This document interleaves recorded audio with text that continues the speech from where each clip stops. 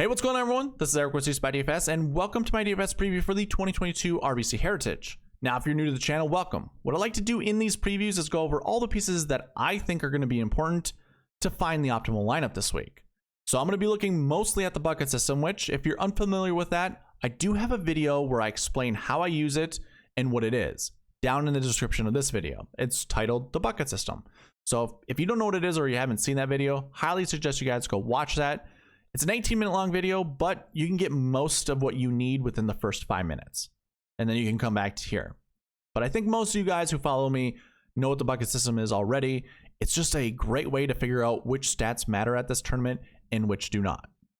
Of course, I'll also be looking at past optimal lineups, as well as the golf course and the tournament information, just to give you some good data points, which you should be following when doing your own research. Now, I also like to do giveaways, but I'm going to leave that to the end of the video. I don't want to derail that here. Just want to let you guys know you have a chance to win $25 just by being subscribed and commenting down below. But again, more details at the end of the video. You can go ahead, skip ahead, and come back here if you want to see what those details are. But I'm going to get straight into this thing. Tournament information. RBC Heritage, established in 1969, Hilton Head Island, South Carolina. With that information, what you could use is look at golfers from that area, whether it's the states that surround South Carolina or just that region. Just call it the Southeast region. I'm not a huge proponent on that, but it is something you could use. Moving on, field size 132 players. You could also use that. It's not quite a full field event. It's, 132 is a little bit reduced from 156 or 144, what we typically see on tour. So you could use that as another data point. Top 65 in ties, average winning score, -14. Now, I remember seeing -18. Let me just double check these results. Yeah, -18, Jim Furyk in 2015. Actually, -22 in 2020, which was that COVID year, and it happened more in the summer. So I think scoring conditions were a little easier. But also, Stuart Sink scored 19 under last year. But we've also seen 9 under win this tournament. So it kind of fluctuates between 9 and 19. So that average winning score of -14 is spot on. But I think you could, if you want to do research with that number, use like between 12 under and 16 under. I think that's probably a better way to do it. Average cut score is even. Strength of field's 462. That's another good data point. So whatever research tools that you guys are using, if it does include strength of field, I think you want somewhere between 400 and 500 just to see how other players perform in that type of strength of field, because this is actually a lot stronger than I've seen in the past. Weather this week at Hilton Head, 77 degrees, basically both days, wind 10 to 15 miles an hour. So, sounds like pretty optimal golfing weather. I'd love to be golfing in that right now, but I'm stuck here in Minnesota. Today was a nice day though. 60 degrees today. Felt pretty good. Shorts weather, definitely. Tomorrow I don't think it's supposed to be very good. But anyways, moving on. Golf course information. Harbor Town Golf Links. Obviously use that with your data. Pete Dye is a very prominent architect, which you can use as a data point as well. Now, most people use, or when they talk about Pete Dye, they talk about what type of visual things that he does on the golf course. And a lot of people refer to like off the tee, approach shots. I wouldn't be too concerned in that. Like, these golfers are professionals. I don't think it really messes with your mind. You just got to think of them as dog legs instead of the tee box being off in one direction and the fairway going in the other direction. It's not that big of a deal. Where I think the mind games really come into play are on the greens, because he uses those visual components around the green to make you think putts break different directions than what they actually do. So if you wanted to use putting in Pete Dye, I think that's an okay thing to do. I don't think that's your end all be all. I don't think that's what you want to really focus all of your research around. It's just a piece that you can add to the puzzle. It's a par 71, just under 7,200 yards. You can also use those as data points. And we are in overseed territory once again. I talk about this ad nauseum. If the temperature isn't warm enough for Bermuda to grow, you don't worry about Bermuda. And one of the people I like to follow on Twitter is PGA Splits 101. He typically reaches out to the architect, although I can't confirm that this week. but he usually, not the architect, geez, the superintendent. He usually reaches out to the superintendent to see what actual grass is on the surfaces this week. And he shared with us that it was POA on the greens and ryegrass through the fairways and rough. So if the superintendent is saying that much, then that's what we got to believe. Now, I know there's the GCSAA tournament fact sheets, but we found out with past tournaments, that's not quite accurate. Not all the time. And one of those things that I know just from being in the industry, sometimes the assistants of the superintendents fill that information out with what they had from the year before, which they had from the year before and the year before and the year before that. Sometimes they just don't care to fill that out accurately. So you can't really fully go by the GCSAA, although, you know, if you go to the PGA Tour headquarter website, they refer to that. So I don't know what to make of that. I would much rather trust in PGA Splits 101. Anybody who reaches out to the superintendent to get their validation, I'm going to trust that over the GCSAA. So anyways, POA, rye, and rye. If you have those stats that you can research, by all means, go and do it. But that's all that I have for golf course and tournament information. Let's go ahead. Let's talk about past optimal lineups. And let's go to 2018, because that is where my salaries go to. I don't have anything earlier than that. So in 2018, your optimal lineup used up $47,800 of the $50,000 salary cap, meaning you left $2,200 on the table. This will be a common theme at the RBC Heritage. Your optimal used a 9K golfer, 2 8s, 2 7s, and a 6. So a lot of low price guys. And if you look for the first 10K plus golfer, you don't see it until 16th place with Dustin Johnson, who was $12,000. Moving on to 2019, optimal lineup left $3,000 on the table. It used a 10, a 9, a 7, and 3 6K golfers for the optimal lineup. Now, one thing you also have to remember, I like to look at realistic lineups, because leaving that much that much money on the table is a very foolish thing to do. You actually open up many more lineup combinations that you can build. So I don't think it's super smart. Try to get as close to 50,000 as possible. So I do have a realistic lineup here for in 2018. That's 49,900. That uses 2 9s, 2 8s, a 7, and a 6. In 2019, that realistic lineup use a 10, a 9. Oh, I don't know why I did that. Use a 10, 9, 8, 7, 6, 6. So kind of more of a traditional lineup when it comes to the realistic. In 2020 was a little bit weird because this was coming back from COVID. The optimal actually only left $100 on the table. But what I want you guys to know about what you see on the screen is these tournaments didn't happen before the start of this tournament. The only one that did was the Charles Schwab Challenge. This was the very first tournament back from that COVID suspension. So I could literally hide all of these things, and it's not that big of a deal. So I could do that, and these are really the only tournaments that matter. Excuse me. But your optimal lineup this year was also your Millie Maker winning lineup. So not too frequently do we actually have an optimal lineup that is a GPP winning lineup, but for this year, that's what actually happened. And that used up a 9K golfer, and then 4 8K golfers, and then a 7K golfer. Talk about your ultimate balanced lineup. That is insane to see something like that.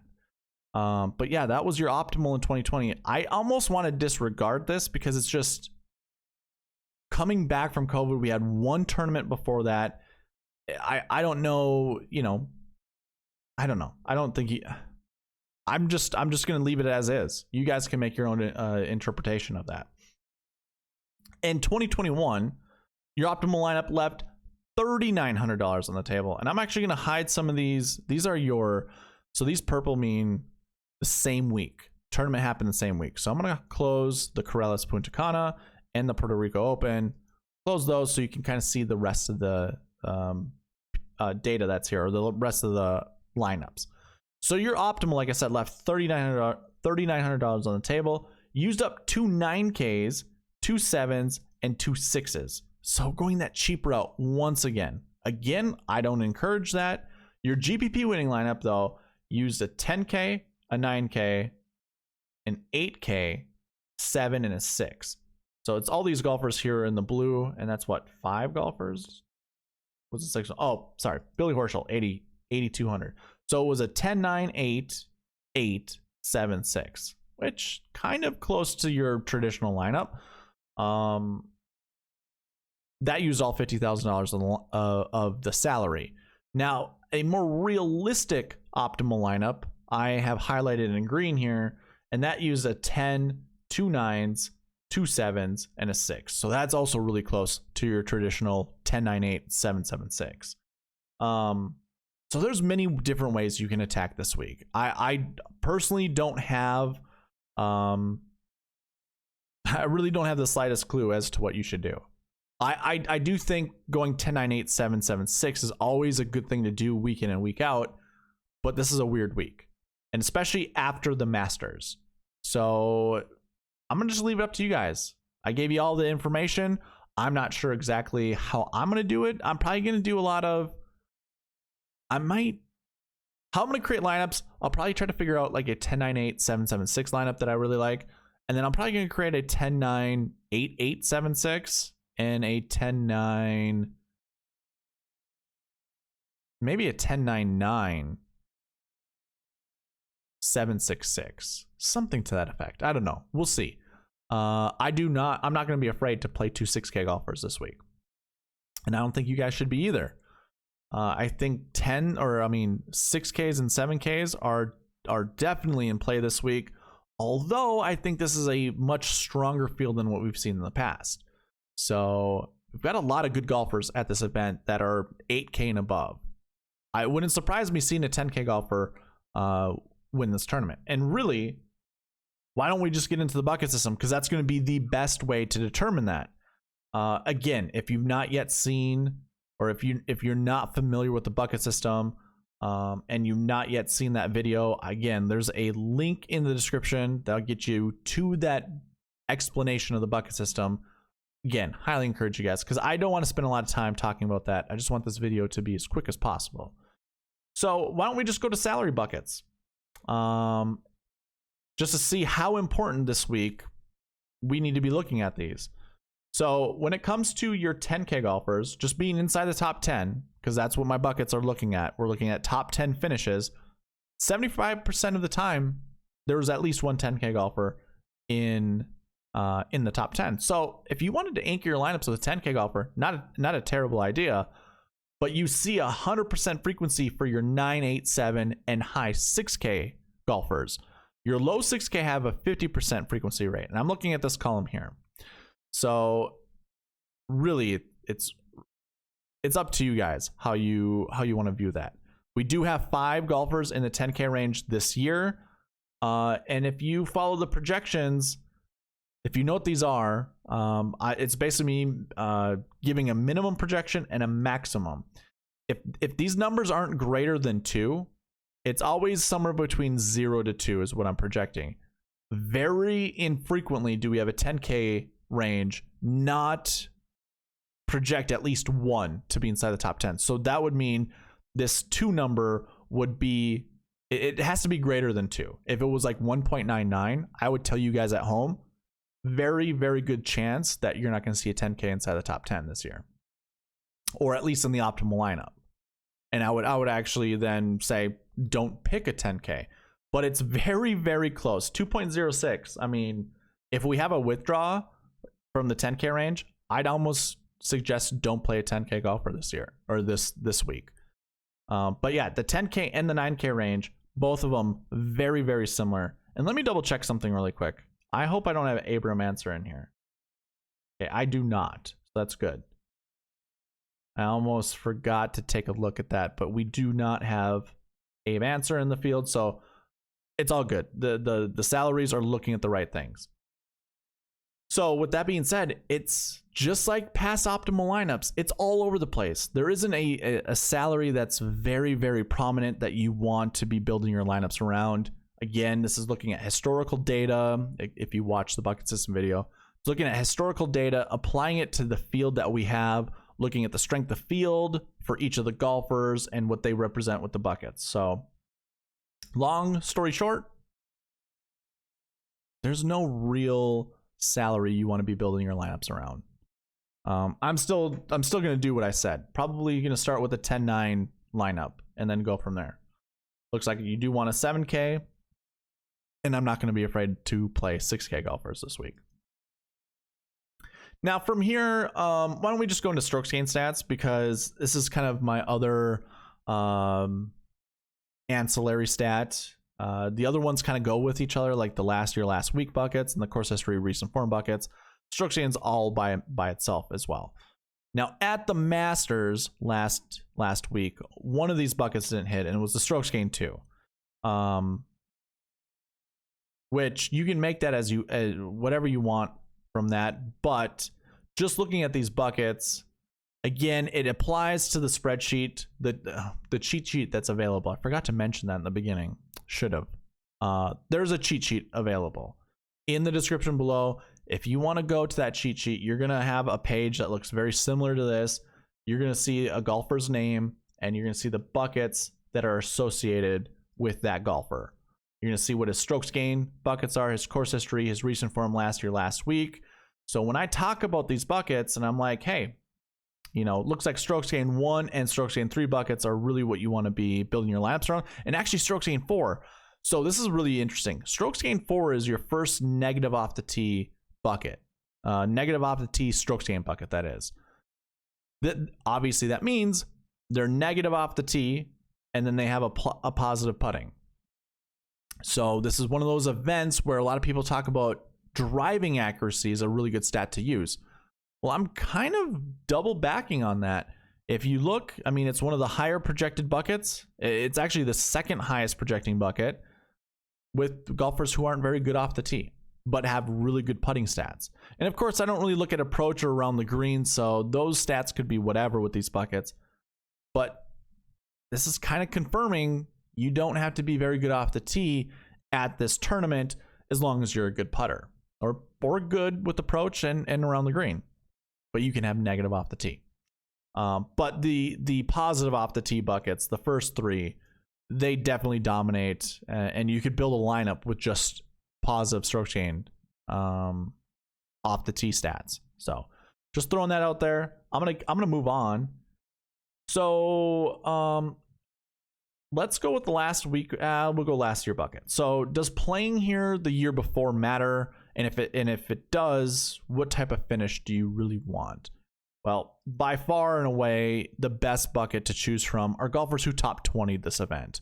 We have 2 on average inside the top 10 every single year who had a top 20 finish the year before.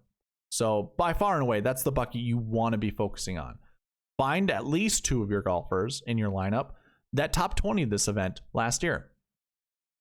But you can choose up to 4. Obviously, we want to round down with the minimum number, so you can see 2.23 for the last year 1 bucket, and we have 3.71 for the maximum, which you round up. So that would just be 2 to 4. You want to select somewhere between 2 to 4 golfers who top 20 this event last year. This is a huge number. This projection right here for a limited amount of golfers in that bucket, it's a very, very large number. So that is a very key point.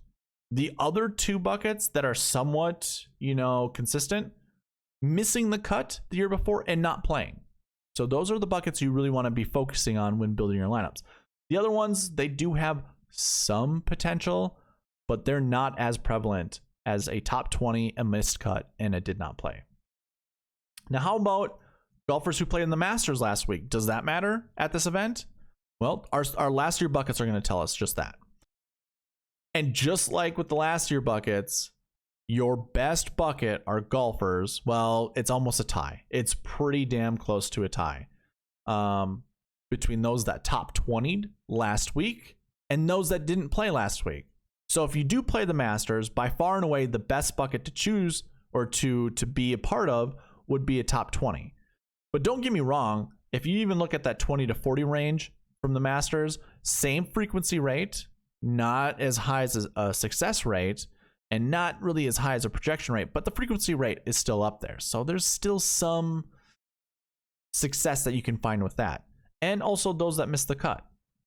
Same frequency rate, a lower success rate, and lower projections. So that one's not as, I wouldn't worry too much about that, but you could choose golfers that do miss the cut. I want you guys to be aware of that.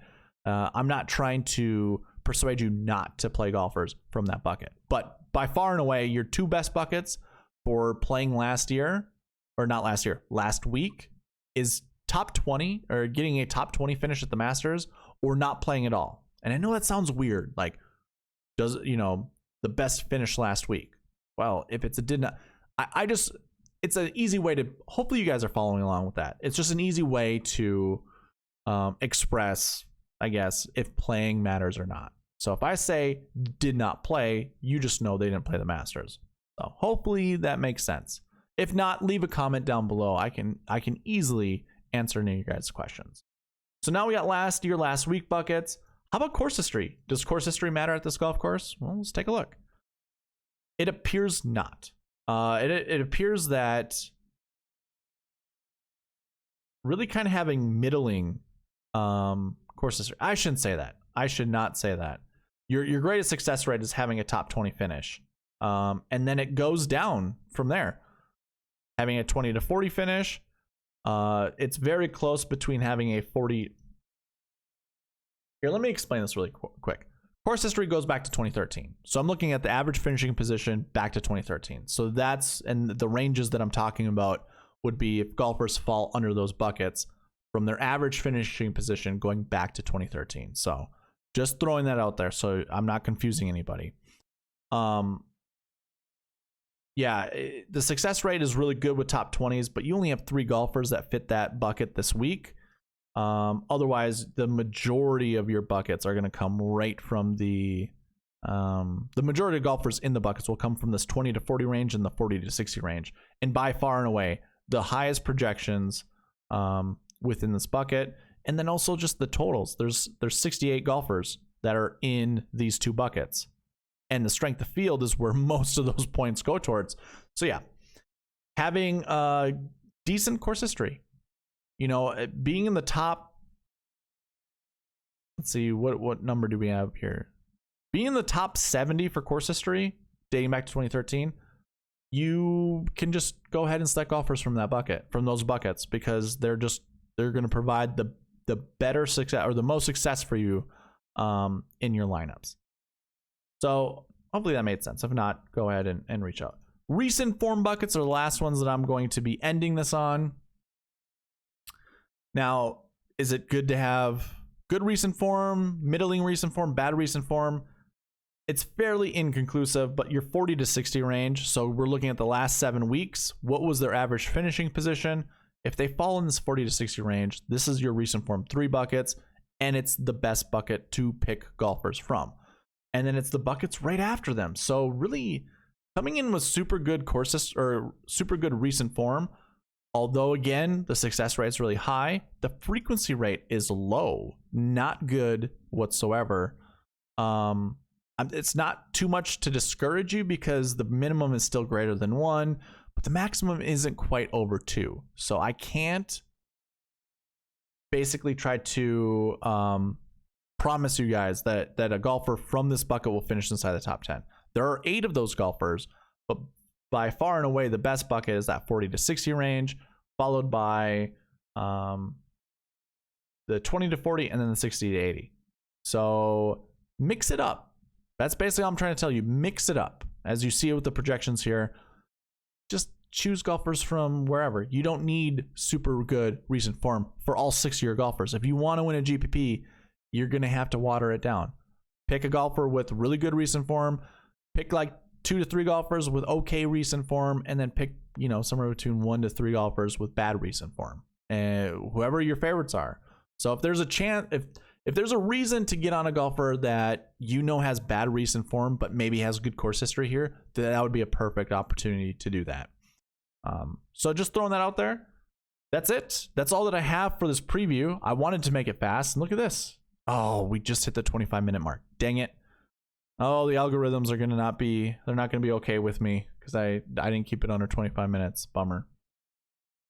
I just want to double check since we're over 25. Yeah. Cheat sheet down below. Let me get this out of here. Cheat sheet is down below in the description. I'm also going to provide the optimizer and the strategy video tomorrow. But if you want to get a leg up on that, you can obviously reach out to me at SweetSpotDFS at gmail.com and say, hey, I'd like to use your optimizer. Of course, what you're also going to be required to do is exactly what I'm going to put on the screen. Be subscribed and comment down below. Give me your favorite golfer you're going to build your lineups around this week. If you need a topic, otherwise you can leave whatever topic you want, or you can leave whatever comment you want. Just got to be subscribed and comment down below, and that's how you get a free entry into a chance to win $25. But also you do those things and then reach out to me at my email address that you see on the screen right now, asking for the optimizer if you want the optimizer. So those two kind of go hand in hand. They're not, mutually exclusive. They follow the same rules, the same guidelines. So yeah, you could win $25 this week. We got to get up to 350 subscribers. And believe it or not, I had a PrizePicks video last week get up to like 325 views. 90% of them were not subscribed. So if we can get some of you guys to subscribe, get at least 7, because I'm at 343. We can get 7 of you guys that are not yet subscribed to subscribe. We can run this giveaway Sunday night, $25 worth. And if you entered this, the entries last week, all your entries are coming into this giveaway. So you're not losing your entries whatsoever.